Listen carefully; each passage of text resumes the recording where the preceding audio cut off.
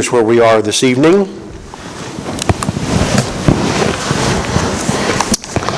Daniel chapter number 2, verse 31, we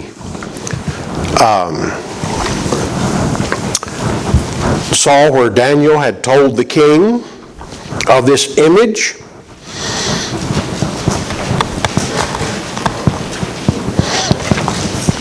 And that this image was a foreshadow of history, prophecy in particular. God doesn't have a problem with prophecy, does he? Since he's the one that makes it.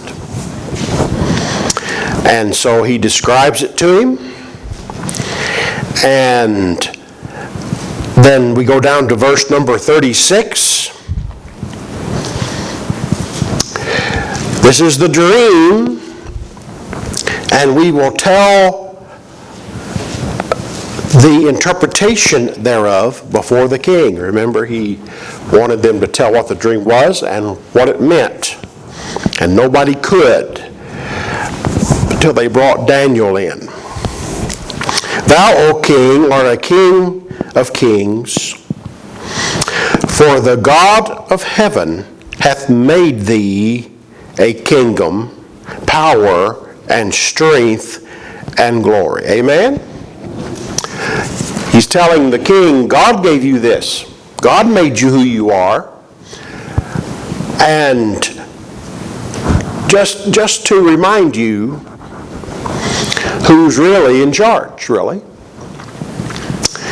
During the Roman Empire, whenever a general would have a great victory, and they would offer him a parade in celebration of his victory, as he rode in front of the chariot, there would be someone behind him in that chariot holding over his head a wreath of gold for his victory, and he would repeat to him, "You are just a man.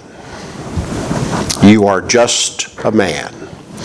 So that he would be reminded that his position in the scheme of things made him just a man. Let's go over to chapter 4 of the book of Daniel. And you remember that Nebuchadnezzar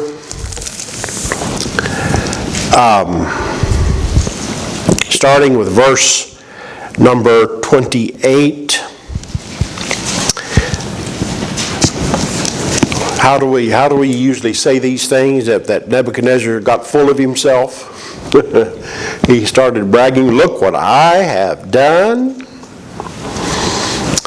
Verse number 30, and the king spake and said, "Is not this great Babylon that I have built for the house of the kingdom by the might of my power, and for the honor of my majesty? Look what I have done. Look what I have accomplished." Now over here in chapter 2, remember, Daniel is telling him that it's God who gave him this vision, God who gave him this kingdom and gave him his power, gave him his position. And now he is here in chapter 4, he's kind of bragging about all this. Verse 31, while the word was in the king's mouth, there fell a voice from heaven saying, O King Nebuchadnezzar, to thee it is spoken, the kingdom is departed from thee. And we know that he became somewhat of a beast. He was driven from men for a period of 7, whether 7 weeks, 7 months, 7 years, we do not know. He had bird's wings, eagle's, bird's claws, eagle's wings. I mean, he must have looked like something. Okay. Now go down to verse 34 with me. Chapter 4, verse 34. And at the end of the days, I, Nebuchadnezzar, lifted up mine eyes unto heaven, and my understanding returned unto me. And I blessed the Most High, and I praised and honored him that liveth forever. whose dominion is an everlasting dominion, whose kingdom is from generation to generation. Well, he got his sense back, didn't he?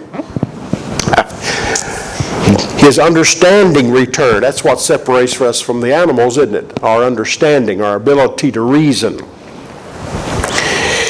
Verse 35, all the inhabitants of the earth are reputed as nothing, and he doth according to his will in the army of heaven and among the inhabitants of the earth, and none can stay his hand or say unto him, what doest thou? You know, idol gods couldn't do that, could they?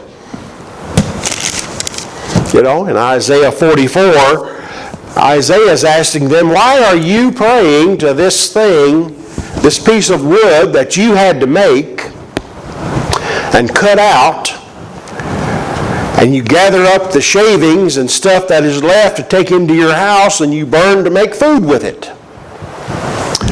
You know, why are you doing that? Doesn't make sense. I think it was, I don't remember, maybe, well, it was back, it was longer than yesterday that we had a tree go down out here in the corner of the property, and they came, they cut it down, they left this great big chunk of the trunk of the tree, they left this great big chunk of wood, and I used that morning and spoke from Isaiah 44 and said, I'm going to go out here, we're going to take that stump and we're going to cut it up and make a god out of it. Well, yes, you can imagine good Baptist folk, you start mentioning idols and good Baptist folk are going to turn on you. Okay? But it illustrated what Isaiah was trying to say. He said, you take a chunk of wood, you cut it up, you take the leftovers into your house to burn, to make food, and now you're going to worship this thing, what this thing represents. In Psalm 103, David said that it has no ears. Its ears doesn't work. Its eyes doesn't work. It has no mouth. It can't answer prayer. It can't do anything but sit there and look at you. And yet you're asking it for crops. You're asking it for family. You're asking it for protection. You're just talking to a thing. Okay? Well, you know, the God that we serve is a living God. Our prayers are carried to his ears by the Spirit of God. He controls all. He's the only know-it-all that can brag about it and be truthful. It is he who decides what happens in the kingdom of men. I know that one day the Antichrist is going to have a field day and start really building and doing all kinds of things. But you know, that doesn't mean God's lost control. That means that he is fulfilling prophecy of what God said would happen. And I agree. You know, this world is in some shape. It really is. But you know, we should not be surprised because God said this is going to happen. Okay? And there are folk in our modern world that bow before idols and asked for blessings, asked for provision. There are those who try to meditate their way to a higher plane. Okay? There are those who follow some man's dogma of how to live life and how to treat one another. And they're still right back at square one when it's all done, said and done. All right? But I tell you what, God gave us instructions how to interact, how to live, how to worship. He gave us instructions. And these are not just empty words. These are words from the living God. Okay? And they mean business. You don't have to wonder If God is saying something, he's going to change his mind later. No, God doesn't change his mind. Once he sets it, it's done. So Nebuchadnezzar just needed a lesson, didn't he? To be reminded of who exactly is in charge. As I said yesterday, I said he's large and in charge. He knows what's happening. He knows what's going on, and it's him. Modern medicine has made tremendous strides, but dear hearts, they do not have the power of life and death. Only God has that. So he's being reminded. Now back to chapter 2 of Daniel. That's the first thing that Daniel reminds Nebuchadnezzar of who it is that gave you this, who it is that set you like this. Does God use wicked men to accomplish his will? Well, sure he does. Okay? Sure he does. He uses sinful men to fulfill what he promised, what the prophets would speak. He absolutely does. Okay? Because you remember Jeremiah, the days of Judah, began to do things contrary to the law, and God said, this is not going to fly. This is not going to work. And even as Jeremiah warned them that Babylon was coming, and he's going to come with a vengeance. And finally, when they broke in that second time, they got in there and they just took what they pleased. They tore down the temple. They took all the furnishings of the temple. They started separating out the good, what certain individuals, by their intelligence and the way they looked. And I mean, they just literally tried to destroy the people known as Israelites. But that's exactly what God said would happen. Now, aren't we going to see a little later that God's going to speak to a man, and he's going to speak before the king about going back to Israel to build the wall, and later another one would come to build the temple. And it was because Israel had repented and desired to go home. So does God forgive sin? He most certainly does. Now back here in chapter 2, I go down to start with verse number 20. And after thee shall arise another kingdom inferior to thee. Now what was the head? The head was of gold, right? And what was the next one? Was representing the Medo-Persian Empire. Would it not be of silver? Lesser? Okay?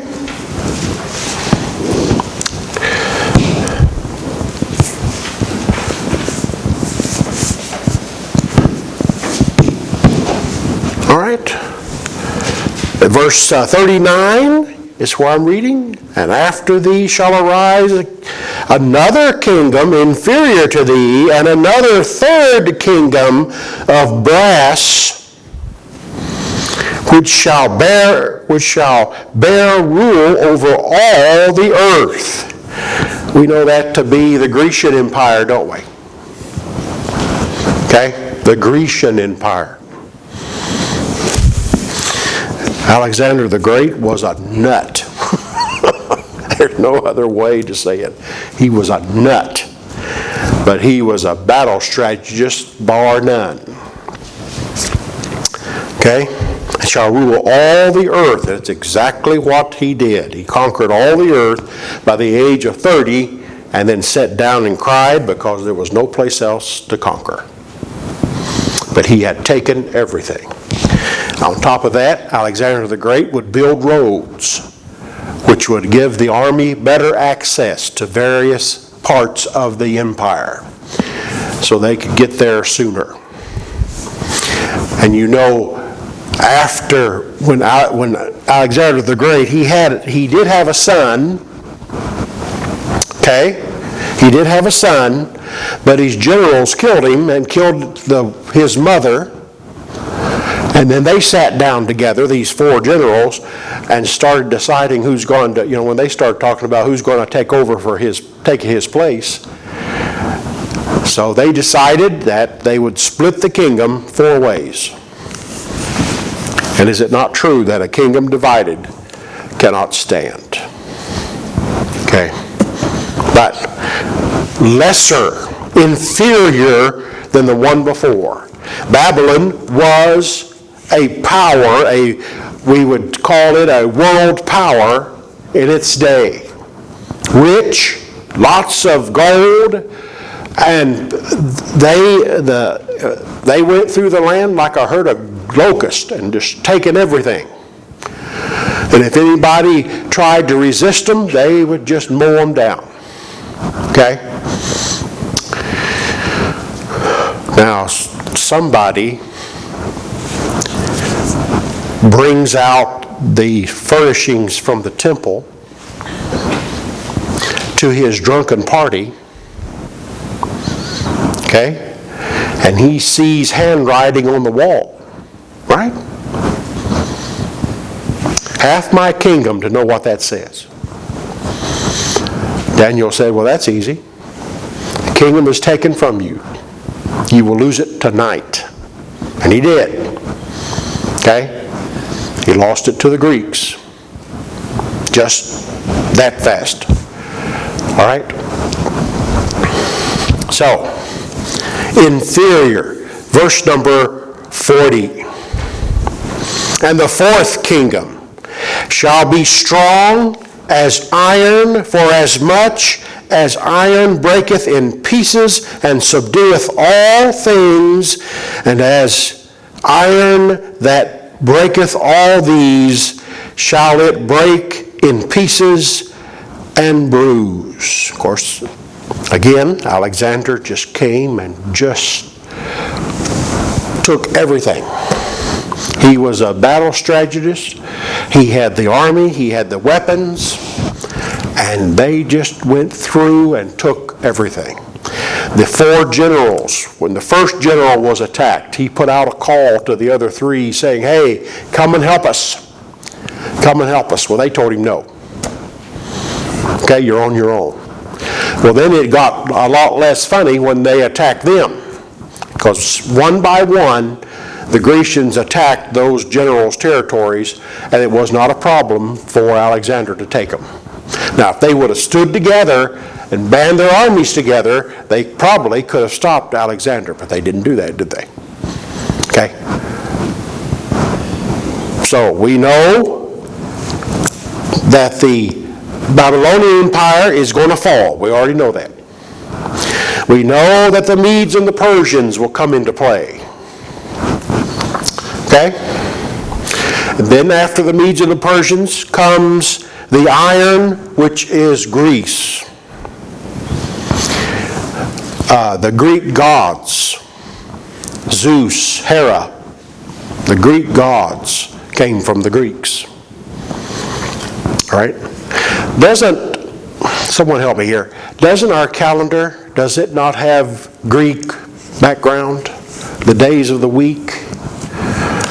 Doesn't? Okay. Some reason or other, I thought that our calendar come from somebody.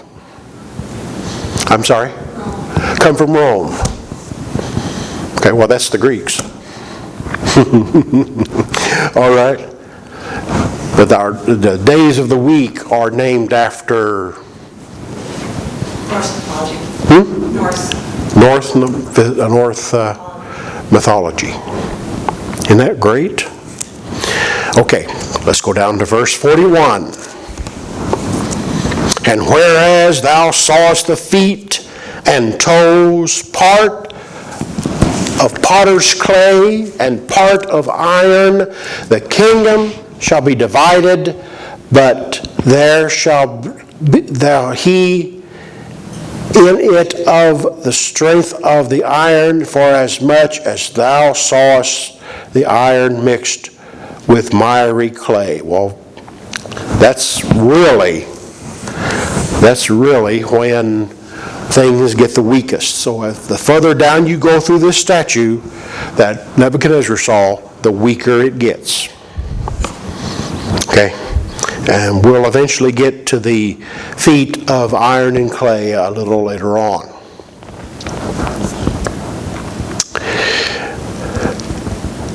Verse 43, and whereas thou sawest iron mixed with clay, miry clay, they shall mingle themselves with the seed of men, and they shall not cleave one to another, even as iron is not mixed with clay. They're going to fall. Of course, you've heard me say before, every kingdom of man has fallen without exception. Every single one. Okay? Verse 44, in the days of these kings shall the God of heaven set up a kingdom, and he shall never be destroyed, and the kingdom shall not be left to other people, but it shall break in pieces and consume all these kingdoms, and it shall stand forever. That's that stone that comes down and hits the statue at its feet. And we know who that is. So, in your thing here, we have this gold that is the most precious. We have the silver that's a little inferior and not as strong. We have the brass for the Grecian Empire, and it too, it seems like I remember that the many weapons were made out of brass in war, and they would not hold up. They would not stand up well. So, but the brass is even weaker. And then, of course, you get to the iron, which is stronger, and Rome was very strong, but eventually it also falls. Okay?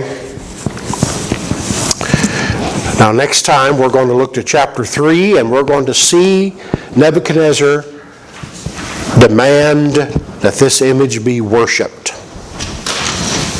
And in its worship, every nation, every tongue, every kindred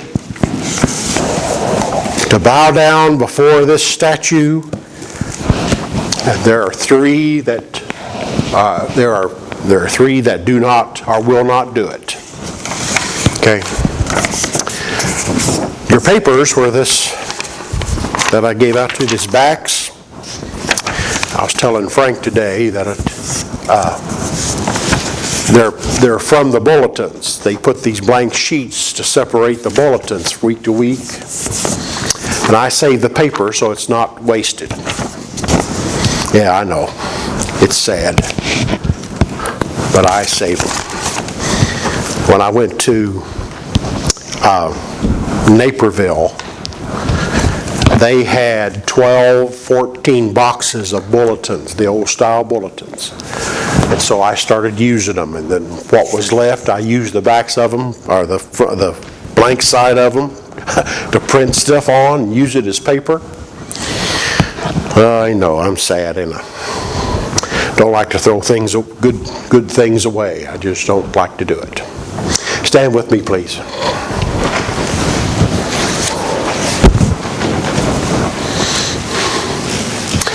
Appreciate your attendance. Appreciate you